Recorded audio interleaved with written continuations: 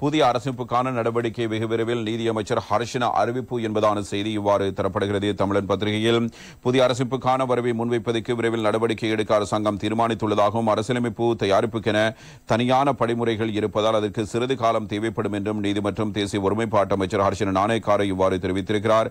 கொழும்பில் நேற்று முன்தினம் பிரதமர் நீதியரசரை சந்தித்த போது அவர் இந்த கருத்துக்களை சந்தித்ததன் பின்னர் ஊடகங்களுக்கு கருத்து தெரிவிக்கும் போதே இவ்வாறு குறிப்பிட்டிருக்கிறார். சட்டம் முறையாக அமுல்படுத்தப்படவில்லை என்றும் ஒவ்வொரு தரப்பினருக்கு வெவ்வேறு விதத்தில் சட்டம் நடைமுறைப்படுத்தப்படுவதாகவும் கடந்த காலங்களில் குற்றச்சாட்டு முன்வைக்கப்பட்டது. கட்டாயம் அதனை இந்த முறை மாற்ற வேண்டும்.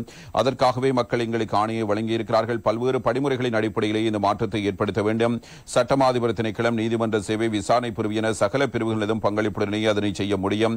எனவே எம்மால் இந்த நிறுவனங்களின் சுயாதீனத்தன்மையை பாதுகாக்க முடியும் என்றால் பணிகளை எவ்வாறு செய்வது என்பது அவர்களுக்கு தெரியும். ஆகவே அரசியல் தலையீடுகள் இல்லாமல் அவர்களுக்கு தேவையான தொழில்நுட்ப மனிதவள ஒத்துழைப்பை வழங்குவதே அவசியமாகும். அமைச்சர் என்ற அடிப்படையில் அவர்களின் பிரச்சனைகளை கேட்டறிந்து அதற்கு ஏற்ற வகையில் தீர்வுகளை பெற்றுக் கொடுப்பதே எனது பொறுப்பாகும். அதனை மிகவும் நேர்மையாக முன்னெடுப்பதற்கு அர்ப்பணிப்புடன் செயற்படுவோம். நாங்கள் தன்னிச்சையாக செயற்பட மாட்டோம். சகல விடயங்களுக்கும் எங்களுக்கும் தெரியாது என்பதை நாங்கள் நன்கு அறிவோம்.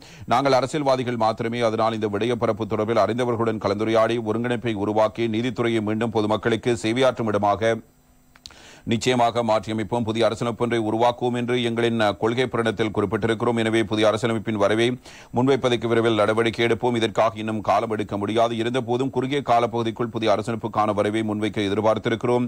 இதற்கென தனியான படிமுறைகள் இருப்பதால் அதற்கு சிறிது காலம் தேவைப்படும். அரசியல்வாதிகள் தொடர்பில் சட்டத்தை நடைமுறைப்படுத்தும் விடயத்தில் இனிமேலும் குறைபாடுகள் இருக்காது. முதலில் தாம் சட்டத்துக்கு அடிபணிந்தவர்கள் என்பதை அரசியல்வாதிகள் வெளிப்படுத்த வேண்டும். அவ்வாறு இருந்தால் மாத்திரமே மக்களும் சட்டத்தை பின்பற்றுவார்கள். அரசியல்வாதிகள் சட்டத்துக்கு அடிபணியாதவர்கள் என்ற ஒரு எண்ணம் மக்கள் மத்தியில் தோற்றம் பெற்றால் மக்களும் சட்டத்தை மதிக்க மாட்டார்கள். அதற்கான முன்மாதிரியை நாங்கள் ஆரம்பித்து வைத்திருக்கிறோம். அதற்கமைய மக்களும் மாற்றமடைவார்கள் என்று நம்புகிறோம் என்பதாக இவ்வாறு நீதியமைச்சர் ஹர்ஷன அறிவித்திருக்கிற தகவல் தரப்பட்டிருக்கிறது.